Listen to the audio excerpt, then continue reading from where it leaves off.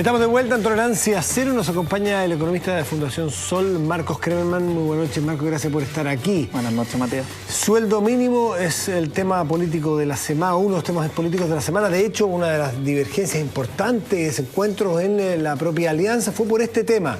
Pero eso dentro de la alianza. Pero ¿qué pasa con asociaciones, fundaciones o grupos que están, bueno, la propia CUT pide 250.000 pesos, el gobierno 193, la alianza 200. Ya me dirás tú cuánto piden ustedes y cómo lo fundamentan. Vamos a ver la siguiente nota, ¿te parece? Y volvemos.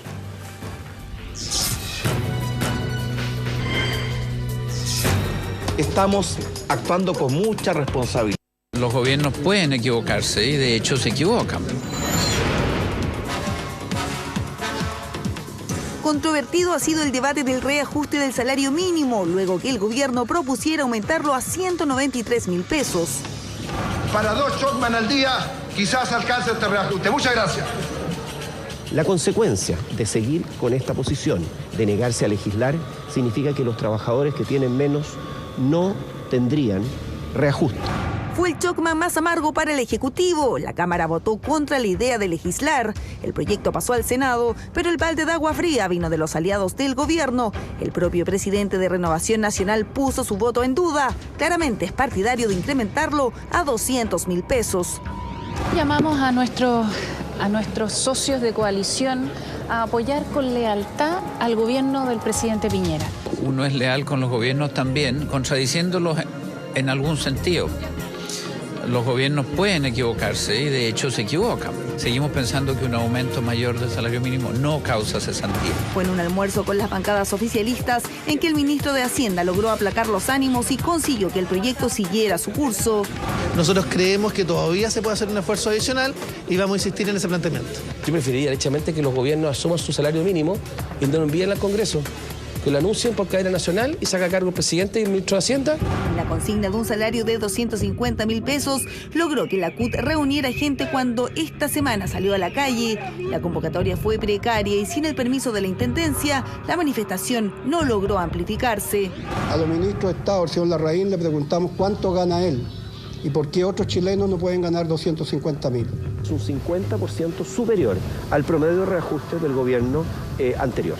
Por tanto, creemos que el decir que esto es una oferta mezquina, ¿cómo podríamos calificar entonces a la oferta y a lo que ocurrió en el gobierno anterior?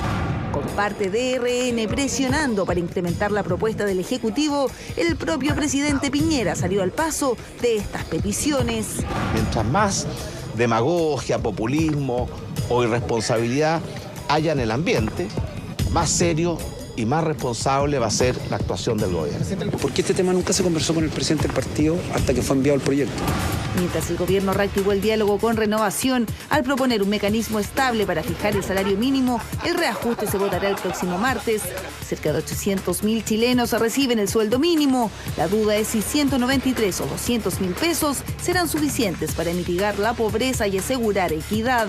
¿Cómo se vive con el sueldo mínimo? A veces es un poco complicado, a veces un poco frustrante, podría llamarse. Estoy trabajando y los niños están acá y no sé si tienen para comer. Marco, te planteé la pregunta antes de que esperamos esta nota. Partir por una cifra. ¿Cuánto crees tú que es lo prudente y cómo fundamentas tú esa cifra de petición de sueldo mínimo para Chile? A ver, la cifra tiene que ver con cuál es el objetivo del salario mínimo, para qué se crea la política del salario mínimo.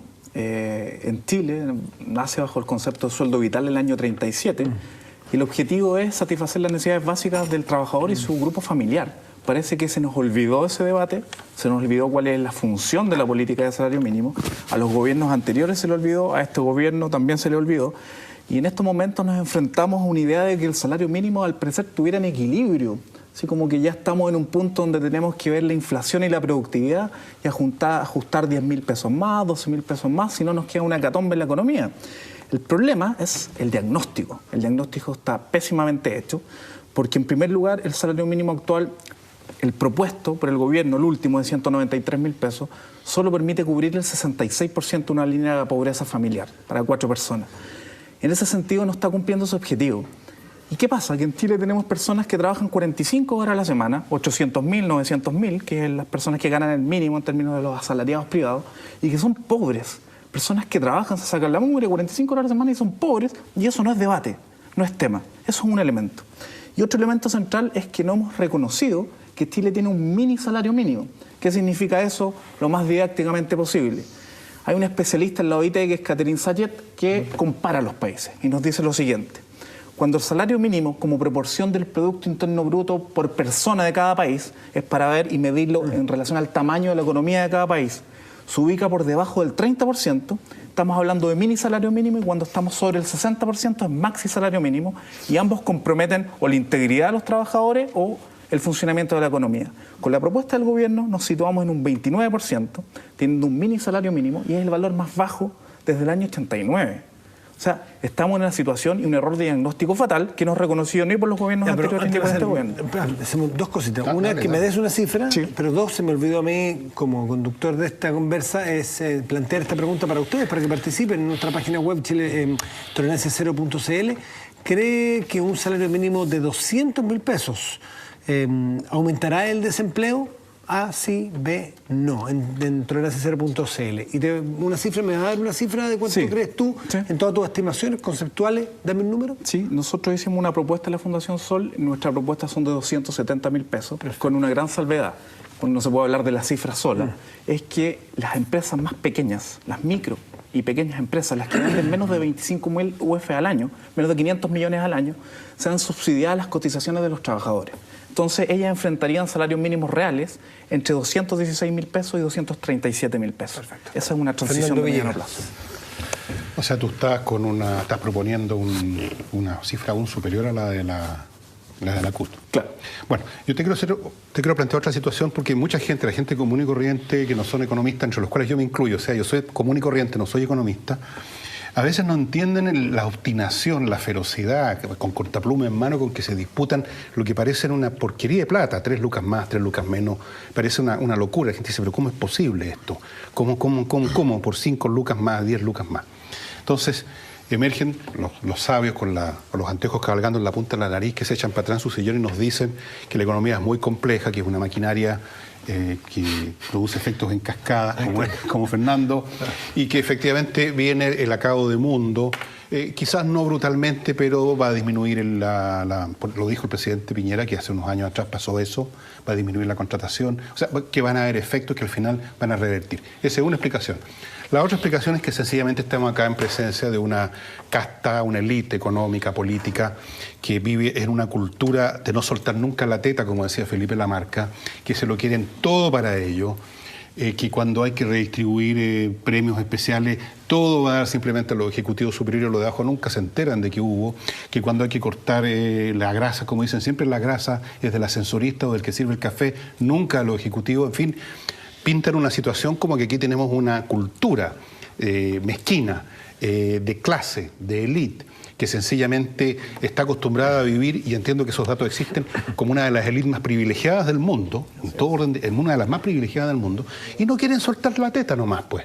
No quieren soltar la teta porque esas 10 lucas más o menos, multiplicado por el número de trabajadores que tienen, efectivamente les significa alguna pequeña merma de sus utilidades.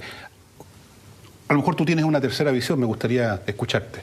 Yo comparto 100% la segunda visión que tú mencionas. La de la marca y la teta. Exactamente. Ya. De hecho, en las semanas anteriores, este libro tipo bestseller de los economistas Daron Acemoglu y el politólogo James Robinson, ¿Por qué fracasan las naciones?, fue mencionado por muchas personas. Y nos hablan de esta idea de la democracia capturada, las instituciones capturadas, donde finalmente las élites se benefician de este arreglo institucional, y tenemos un sistema tributario como el que tenemos en Chile, tenemos un sistema educacional como el que tenemos en Chile, y tenemos políticas o modelos de relaciones laborales o políticas del salario mínimo como el que tenemos en Chile. Y uno dice, bueno, pero ¿qué tiene que ver, cierto, los grandes empresarios, las élites, con la discusión del salario mínimo donde los pagan las pymes? Bueno, eso no es así en primer lugar. Las empresas grandes también pagan el salario mínimo, menos que las pymes, obviamente, pero también hay un 10% de trabajadores de la empresa grande que pagan el mínimo. Y en segundo lugar, tiene que ver con cómo funciona la economía nacional. Las pymes no funcionan en un mundo aislado con las grandes empresas. Muchas pymes son proveedoras de las grandes empresas, contratistas, suministradoras de personal o competidoras, donde a veces son desplazadas cuando se instalan grandes empresas. En esa cadena, ¿cierto?, que suba el salario mínimo significa mejores contratos en parte de las pequeñas empresas, significa que hay que pagar más utilidades, porque la gratificación, que es la manera de repartir utilidades en Chile, se fija en torno a 4,75 ingresos mínimos mensuales, en muchos casos. Entonces, aquí hay una cadena de elementos que no se ve, ¿cierto? Es como que los salarios mínimos para las personas que están ahí al final de la cola, y no se ve la relación de la economía nacional. Las grandes empresas, los grandes empresarios en Chile controlan toda la economía, controlan los salarios, y esa bajada o ese efecto dominó tiene que ver mucho con la obsecuencia, ¿cierto?, y la obstinación de no querer subir el salario mínimo y de presentarnos esta discusión absolutamente, que es una locura, de estar discutiendo entre 193.000 y 200.000 pesos. Dime una cosa, en el tema económico hay toda una polémica entre los economistas que dicen que dependiendo del nivel del sueldo mínimo eso afecta el empleo. ¿Tú crees que a partir de qué nivel afecta el empleo? Tiene mucho que ver con la primera intervención, con el tema del diagnóstico. No hay evidencia empírica a nivel mundial ni en Chile de que aumento en el salario mínimo inmediatamente significa aumento en el desempleo. Hay evidencia para los dos lados. ¿De qué depende? Del ciclo económico, si estamos con la economía creciendo o si el PIB está cayendo, por ejemplo, del momento en que se hace esto y del aumento del salario mínimo, si son 100.000 pesos, son 2.000 pesos. Y tiene que ver también con qué entendemos por el mundo del trabajo o el mal llamado mercado del trabajo. Porque al parecer los economistas clásicos y los políticos que toman estos argumentos consideran que los trabajadores tienen el mismo poder que los empresarios y donde la disposición a pagar del salario de los empleadores se cruza en una curva imaginaria en esta teoría económica con la disposición a aceptar de los trabajadores. Y de alguna manera el salario mínimo es el punto de equilibrio y refleja la productividad marginal de ese trabajador. Eso es la teoría abstracta. Ahora, todo el mundo te dice que la desigualdad obviamente que tiene muchas fuentes, tiene muchos orígenes, pero uno de ellos básicamente la asimetría que hay entre el empleo de la gente con niveles más pobres con los niveles más altos. Creo que la gente duplica en empleabilidad los sectores altos a los sectores bajos, y sobre todo hay un desempleo juvenil muy grande. Tengo entendido que llega a más del 30% el desempleo juvenil. 19% entre 15 y 19 años. Exactamente, los sectores más pobres. En febrero de este año se dio una situación noticiosa absolutamente inusual, por lo menos que yo no había percibido en el mundo del trabajo y referente al salario mínimo. El subsecretario del Trabajo, Bruno Baranda, señaló que, a su juicio, el salario mínimo tenía que ser 250.000 pesos y que la economía y la economía chilena estaba en condiciones de pagar. O sea, yo no había escuchado nunca, antes de que se discutiera del salario mínimo, que el subsecretario del Trabajo hiciera una oferta, pero muy superior a lo que existía, que eran 182.000 pesos. De eso, un poco jocosamente, pero no tanto, la ministra Matei dijo, oye, a ver, mejor que no nos aportille mucho la cosa el subsecretario, pero el subsecretario sigue en sus funciones. Y yo te quería preguntar si es que acaso tú sientes que él lo dijo eso con algún tipo de respaldo o es una tincada caritativa de Bruno Baranda, porque no lo he escuchado nunca más a nadie hacer referencia a que esta idea de los 250.000 pesos partió originalmente de un funcionario altísimo del gobierno, hablando probablemente a título personal, pero es una persona que conoce el mundo del trabajo y conoce el mundo de la economía y, bueno, sigue ahí. Esperemos que más que una tincada caritativa sea una tincada de justicia, que creo que es el elemento que está en juego ahora. A mí, uno puede hacer una analogía con la discusión del salario mínimo actual con un proceso de negociación colectiva en una empresa. Alguien, antes de entrar a la negociación, nos reveló que se podía llegar a 250, nosotros pensamos que a otro valor más alto, con subsidio de las cotizaciones de las empresas más pequeñas, se podía. O sea, el maletín estaba lleno de ese dinero. Sin embargo, cuando se acercó el momento de negociar y en calor de las negociaciones, nos pusieron un piso y un techo, 193.000 pesos y 200.000, muy hábilmente políticamente, que nos tiene al país hablando en esos términos, en 7.000 pesos, donde finalmente estamos hablando de que la hora de trabajo de una persona con 193.000 pesos, 1.072 pesos, y con 200.000 es 1.111 pesos, menos que un café, ¿cierto? O sea, de eso estamos hablando, y es por eso que no es menor las declaraciones en ese momento, en febrero, como tú dices, del subsecretario del Trabajo, porque de alguna manera revela cuál es la situación del país y de que en Chile se puede perfectamente. Y aquí estamos hablando de un problema de justicia, de que el trabajo tiene que ser justamente remunerado, y que nos imaginemos una situación como esta. Por ejemplo, una persona que hace el aseo subcontratada o contratada directamente, si hablamos de su productividad, ¿cómo la medimos? que deje brilloso todo lo que a todos nos permite funcionar, este estudio en una empresa que se ve reluciente, ¿vale 182.000 pesos su trabajo? ¿Cómo medimos eso? ¿Cómo medimos cuánto valor le agrega a esa empresa? Yo creo que hay una discusión económica, técnica, una discusión política y una discusión ética que se juntan y se imbrican. Marco, una cosa, porque a veces esto toma rebetes muy técnico en lo económico, y creo que yo de partida yo no soy economista. Así tú le llevaste un momento a decir, entonces, ¿por qué no lo llevamos a cero? ¿Por qué no suspendemos el sueldo mínimo? Yo te quiero hacer también la caricatura, no es lo que tú propones. Sí.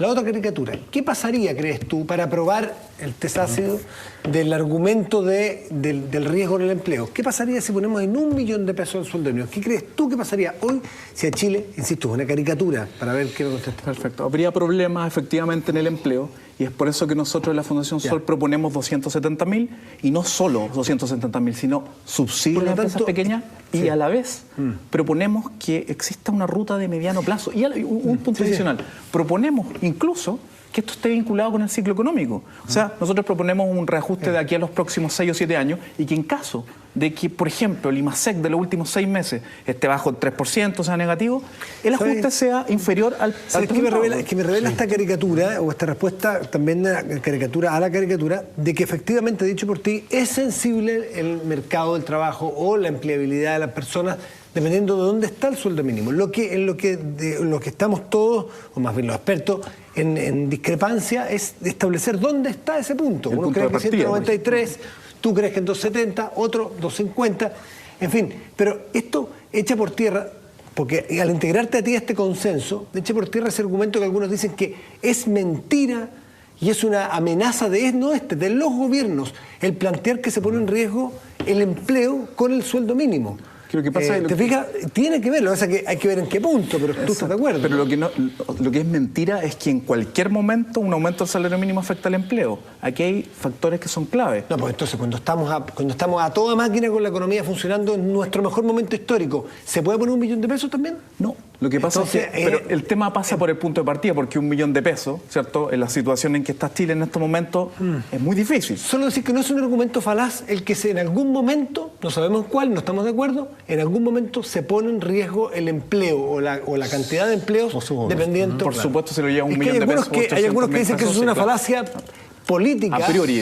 Claro, que es una falacia, que es una amenaza de los políticos. Marcos, si uno sale del país y empieza a observar lo que pasa, por ejemplo, en Estados Unidos, en Europa y en todas partes, vas a encontrar que en todas partes los trabajadores no muy especializados, los que no son de la élite, los que trabajan en cosas más o menos común y corriente, los obreros, qué sé yo, han ido perdiendo posiciones. En el propio Estados Unidos han perdido trabajo, el valor por hora, que eran como 14 o 15 dólares, ha bajado a 8 o 7 dólares en muchas industrias. En Europa han cortado prestaciones sociales, gran parte de la historia europea los últimos años tiene que ver con los tijeretazos, porque están compitiendo con la economía china, que es la que peor paga en el mundo. Ahí trabajan por 1 centavo al día, yo por poco menos, por decirlo así. Entonces, aquí en el fondo lo que está en cuestión, si lo pensamos bien, es el orden capitalista, que en las condiciones que tú mismo dijiste, en que una cosa se engrana con otra y que no es una cosa aislada al sueldo, en los márgenes de unos centavos más o menos en que tú finalmente puedes poner en el mercado un producto para competir con otros que producen con mano de obra semi-esclava, a veces incluso en China. Si no aprietas por todos lados, por supuesto apretando más para abajo, que es más fácil, no vas a poder salir al mercado, no vas a poder, y vas a tener problemas. O sea, lo vemos todos los días con muchos productos. $0.50 más, $0.50 menos y te quedas fuera. Entonces, aquí lo que está, yo creo, en telejuicio al final del día, Marco, es que en una economía como esta, competitiva, el que pone la ley, el que pone digamos, los parámetros, es la economía que produce más barato. Y esa economía es China, la India y otras regiones asiáticas, pero especialmente China. ¿Tú estás de acuerdo con eso? Lo que pasa es que efectivamente en cuestionamiento está el sistema capitalista, y uno de los elementos para mirar las múltiples aristas que tiene el sistema capitalista tiene que ver con la tasa de ganancia, que tiene relación con la discusión del salario mínimo. Exactamente, eso ya lo desarrolló ese señor hace un tiempo atrás. Claro, y eso tiene que ver con el salario máximo, por ejemplo. Que algo salió la tercera hoy día de Mariano Puga, creo que mencionaba un sacerdote que trabajó en la legua. Y tiene que ver con el salario máximo, porque uno revisa el caso chileno y se encuentra que el 2011, por ejemplo, los gerentes generales de las empresas más grandes de Chile vieron aumentado sus remuneraciones en un 19,5%, los directores de las 40 empresas IPSA en un 24,5% y los trabajadores en un 6,7%. ¿De las mismas empresas? No, en general, en promedio. Y los trabajadores en promedio en Chile, ¿cierto? 6,7%, sacamos la inflación 2,3% y si agregamos el tema de la inflación de los alimentos, algunos perdieron poder adquisitivo. ¿Qué pasa? Que cuando alguien dice, Luxich, Angelini, Mate, quien sea, dice yo quiero ganar esto, y la economía que yo he generado, donde está capturada, ¿cierto?, en base a lo que hablamos anteriormente, mi tasa de ganancia fija la regla del juego para las pymes proveedoras, las contratistas, las suministradoras, los competidores, y así baja. Y así baja, y en el fondo, en ese caso, donde yo quiero ganar 100 y no estoy dispuesto a ganar 95 para que otros puedan al menos cuidar la integridad como trabajadores, llegar a fin de mes, lo básico, es que se nos desordena todo y la discusión se nos transforma en algo que finalmente tiene que ver con el poder. ¿Por qué? Porque en Chile los trabajadores no tienen poder, obviamente en otros países también se han deteriorado esas condiciones, y cuando no tienen poder, finalmente entramos en esta discusión de 193.000 o 200.000 pesos. El argumento que te podría esgrimir alguien, qué sé yo, que piensa distinto a ti, te diría sí, pero las alternativas históricas son de que el Estado asume una cantidad enorme de costos que cuando estamos hablando del salario mínimo estamos induciendo de alguna forma a pensar de que ese es el total de los ingresos que le llega a la familia. Y en realidad no es, porque están todos los subsidios, las situaciones. Por lo tanto, el ingreso familiar completo es mucho más que el salario mínimo que se discute. Y hay estados que han invertido tanta plata en solventar esas partes anexas, salud, casa, educación, que después quiebran. Que es lo que te muestran España y te muestran Grecia y te muestran todo eso. ¿Cómo se compadece esa visión con lo que tú estás señalando? Lo que pasa es que la situación en Europa tiene múltiples ribetes. Otra mirada es que mucha gente dejó de pagar impuestos, y esa es la otra mirada del lado fiscal. No por ello, ¿cierto?, vimos las declaraciones de los franceses, de los alemanes, de los norteamericanos, los millonarios, Warren Buffett entre ellos, nos dicen, por favor, ya está bueno que nos mimen, súbanos los impuestos, porque se han deteriorado las arcas fiscales, o quienes están pagando, quienes están contribuyendo, están siendo las clases medias, o ya es raro hablar de las clases medias. Entonces, en ese sentido, el tema de los bonos versus los salarios, que es la discusión que tenemos actualmente, ingreso ético familiar o salario ético, es central. O yo a la persona la trato en su dimensión completa y le entrego dignidad, y su trabajo, ¿cierto?, lo valorizo, independiente de su capacitación y su educación, con un punto mínimo de partida, y después obviamente existen otras instancias para fijar salario, negociación colectiva, que estamos absolutamente al debe, y las competencias de cada persona, y lo reemplazo y digo, ¿sabe qué? Mejor con bonos para esa persona, y ojalá quitemos las máximas piedras del camino y ojalá el salario mínimo sea menor que el que existe actualmente. Esa discusión, de alguna manera, se tergiversó cuando el obispo Goich nos mencionó este salario ético de 2.50 el año 2007, que a pesos de hoy serían 300.000 pesos, ¿cierto? Y nos cambiaron el switch y nos hicieron hablar ahora de bonos, de transferencias condicionadas, donde, ojo, ¿cierto?, se está condicionando porque el niño tenga buen rendimiento, sea el 15% más alto, o que la mujer encuentre trabajo, pero el que condiciona, que es el Estado, no está entregando educación pública de calidad y no tiene una institucionalidad laboral adecuada para ayudar a que las personas encuentren un buen trabajo. O sea, una discusión de marca mayor y que nuevamente nos tienen confundidos en esta idea de bonos. Esa discusión tiene dos aristas. Una es lo que van a empezar a recibir ahora, básicamente, que son 288.000 pesos, una mujer con 3 niños y una pareja con 2 niños, 280. Pero la otra es cuando tú entregas subsidios o bonos, si pides algo a cambio o no. Porque también ha pasado en otros países como Estados Unidos y Europa, que hay gente que se especializa en pedir subsidios. Sí. Y hay mucha gente, muchos sociólogos que te dicen que lo que ha pasado en los guetos de la gente más pobre, con la violencia, con la droga y con todo eso, es que hay gente que perdió la cultura del trabajo, por lo tanto, porque estando desempleado, digamos, puede recibir prácticamente lo mismo que recibiría trabajando. Entonces ahí tú también tienes otro elemento en la ecuación que hay que tomar en cuenta cuando hablamos de si va a entregar los subsidios. No es malo que a una mujer, por llevar el hijo al colegio, se le entregue el subsidio. Y si no lo lleva, obviamente que ese es un estímulo para llevarlo. Ahora, obviamente